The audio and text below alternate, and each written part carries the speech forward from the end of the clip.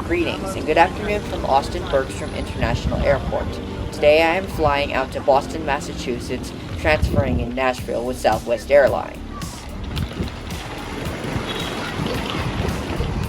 Getting through security was a little tough, however, after a little bit of effort we managed to get through. Things were not up to the smoothest start, as looking at the status, our scheduled departure time for Nashville of 4:40 p.m. had been pushed back to 5:24 p.m., which meant that I had less time to make my connection to Boston.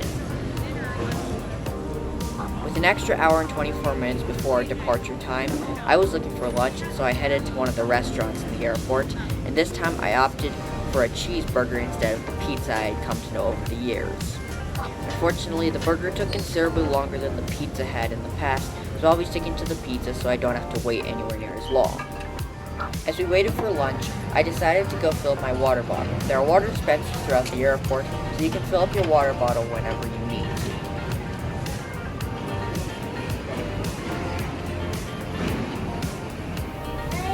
After a bit of waiting, our burger is finally served with a side of thick French fries. The burger was awesome and definitely a good option to have in the airport here. The bread was good, combined with the meat and cheese, making for overall a great lunch. The French fries were crunchy and tasty, however I do prefer them to be a bit thin, but other than that, they were overall pretty good, and overall it was a pretty good lunch, and would probably give it an 8.5 out of 10. While it was definitely a long wait, I think it was well worth the long wait for a lunch this good. However, with the pizza still being satisfying, I'll be sticking with that to avoid long waits like this. Right by these restaurants is an Amy's ice cream shop, and I figured why not go grab some ice cream for dessert.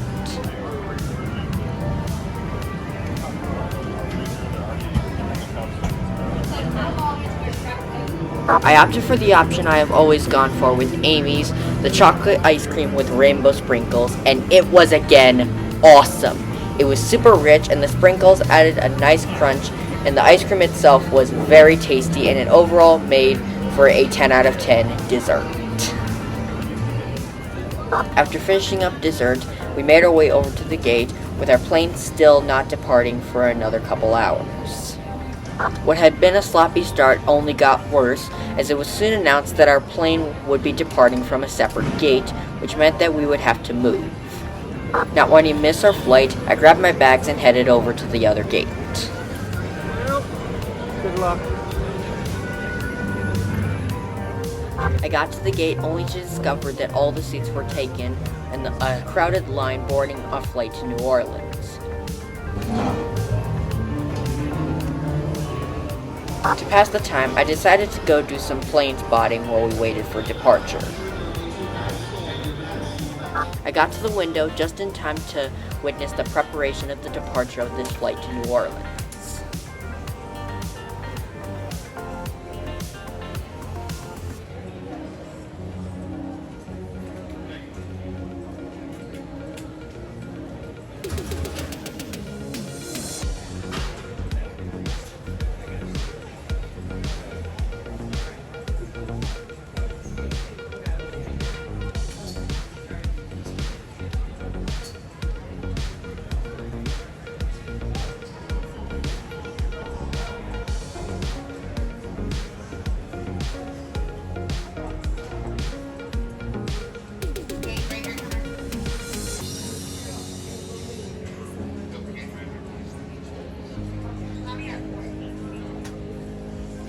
Having landed about an hour and a half behind schedule, our flight races into the gate in preparation for boarding.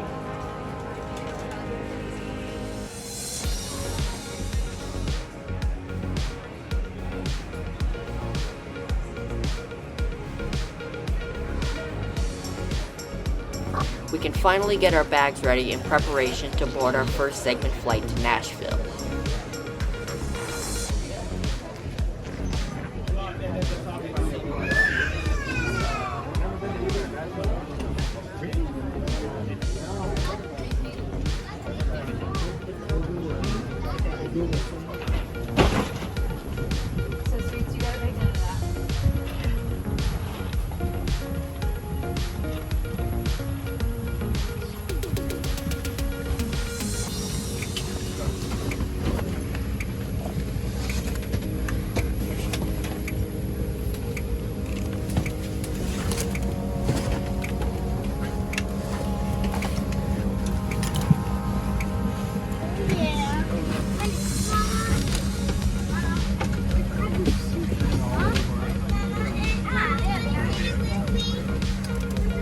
As we waited for departure, the baggage was soon loaded onto the plane.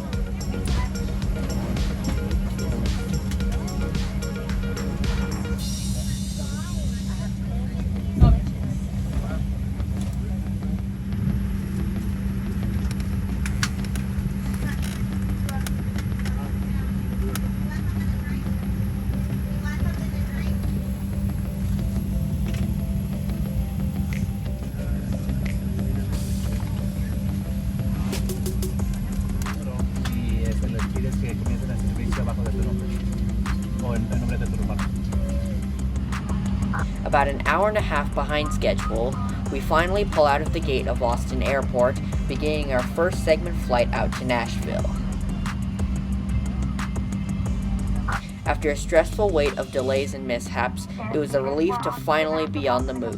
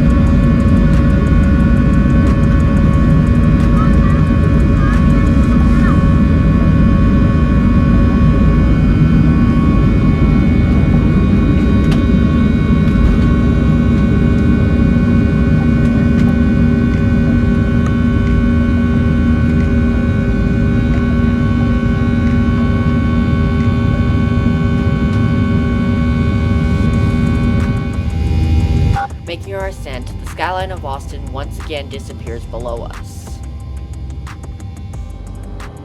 After making our way through the clouds, we break through the clear blue skies above.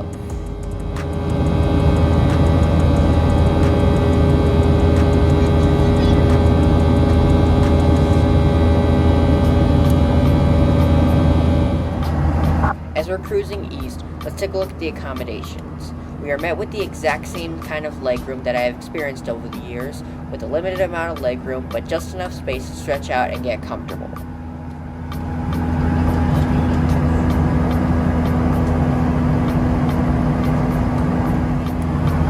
Looking at the tray table, it really was not that clean at all, with scrapes and scratches all around. It was really showing its age, and I think it could really do with a good clean. As always, the tray table folds down from the seat in front, and it can extend a bit for easy use.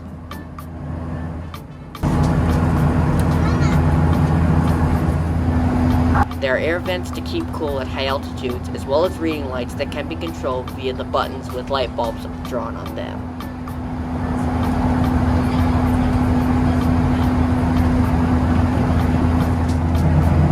The button on the armrest here allows the seat to recline backwards.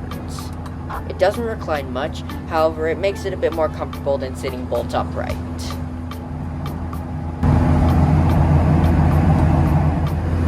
The armrest is well padded overall, and it's overall a very comfortable place to endure the flight. However, I wish I was a bit less cramped. The clouds soon disappeared below us, allowing us to get a bit of a view of the land below. However, I couldn't get a good look, so I wasn't too satisfied with the scenery. This was especially disappointing given the experience I had had with the scenery on Amtrak's Sunset Limited. The clouds soon block our view of the ground again, giving us nothing but sky and clouds to look at outside.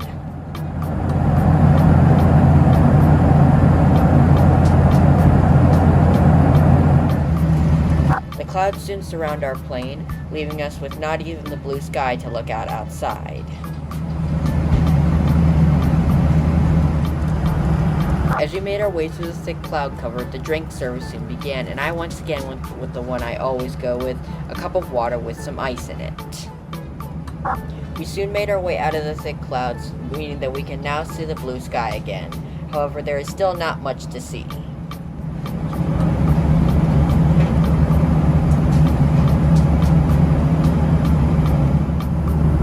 As we continue flying east, the staff soon announced that we should stay in our seats as there would be some really tough weather up ahead.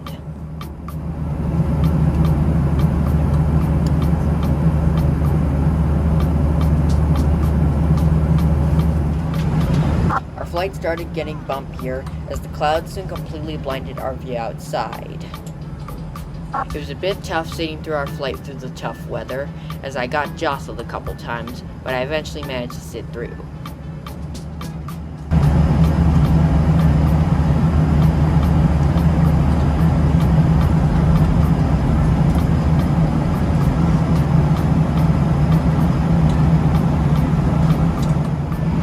We finally made our way through this tough weather and the flight smoothed out again.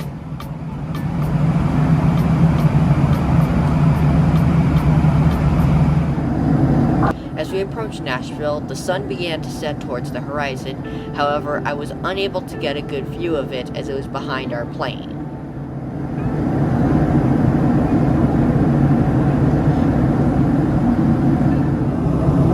The ground got closer and closer as we slowly began our descent into Nashville.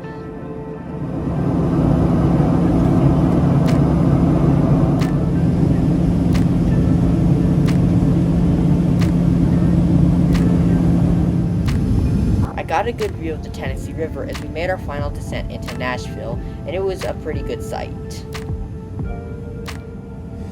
As we made our descent, so too did the sun, and oh boy was the sunset incredible, illuminating the sky in an incredible orange.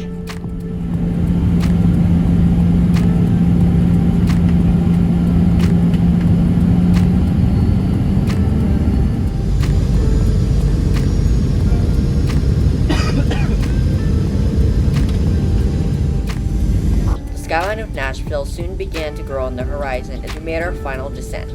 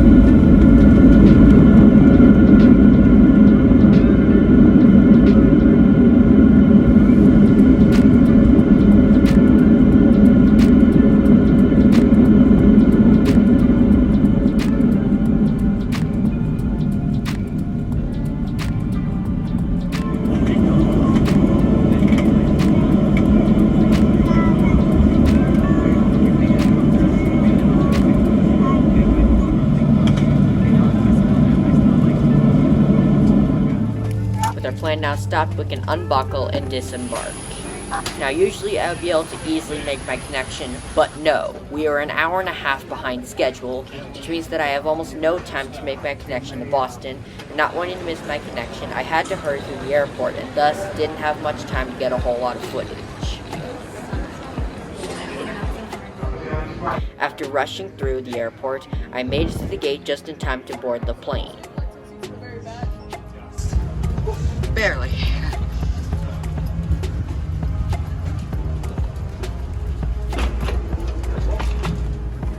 We finally make it to our seat and thus can just relax for the rest of the way to Boston.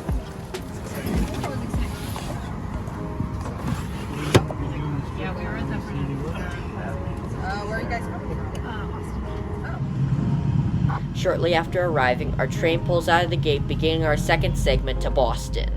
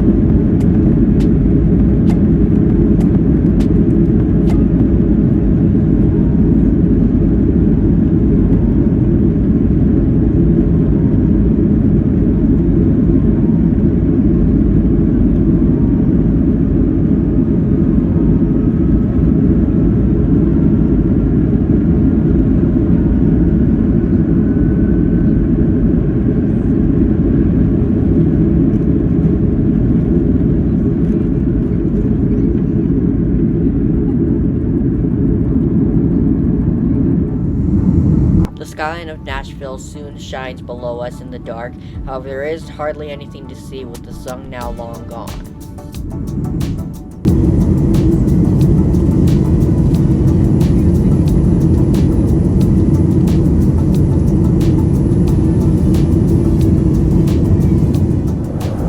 Now go over the accommodations. It's slightly more spacious than the older aircraft here, with more space to stretch out and get comfortable.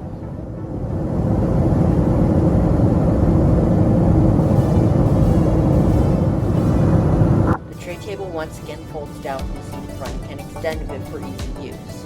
This one is in much better condition than the one I experienced on my flight to Nashville and is much cleaner.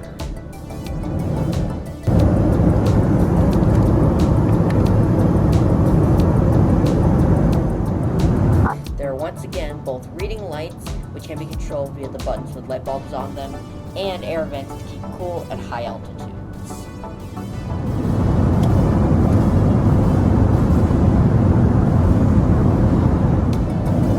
Pushing the button here once again allows the seat to recline backwards a little bit. However, with the limited legroom, it does often intrude into the passenger behind you. Our flight attendant soon came around to take our snack order. I opted for the pretzels, which I had on previous flights. Not great, but not terrible. Outside, it was nothing but pitch black night sky, with the only thing to look at being the reflection of the flashing light off the plane's wing. This is the same thing that I have experienced with every single nighttime airline, is that there is literally not a thing to see outside.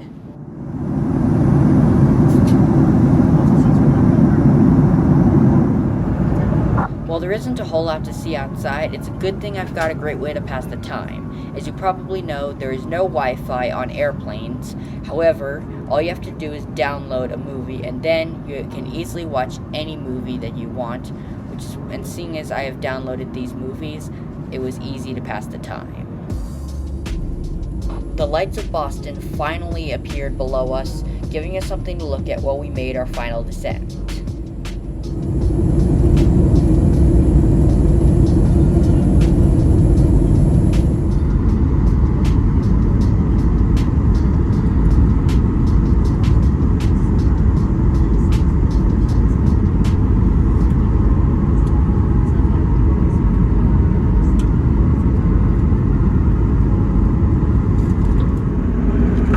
Making our final descent, we flew over the Massachusetts Bay with only the moon there to illuminate our view of it.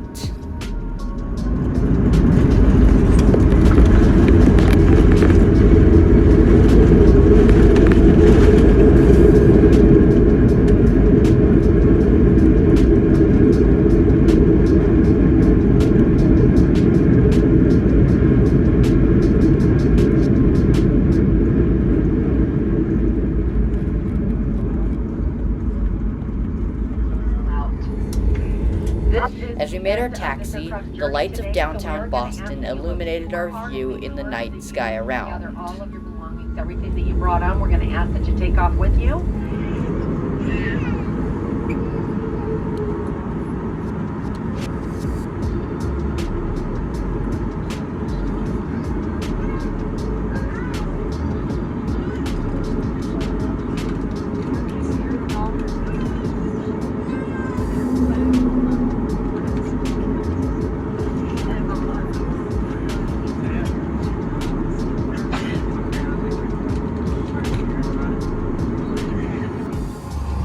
Plane now halted at the gate, we can unbuckle and disembark for the last time. Unfortunately, because we were at the back of the plane because only having just made our connection, we had to wait a little bit for other people towards the front of the plane to get off first. By the time we were able to deplane, most of the seats were completely empty. Bye.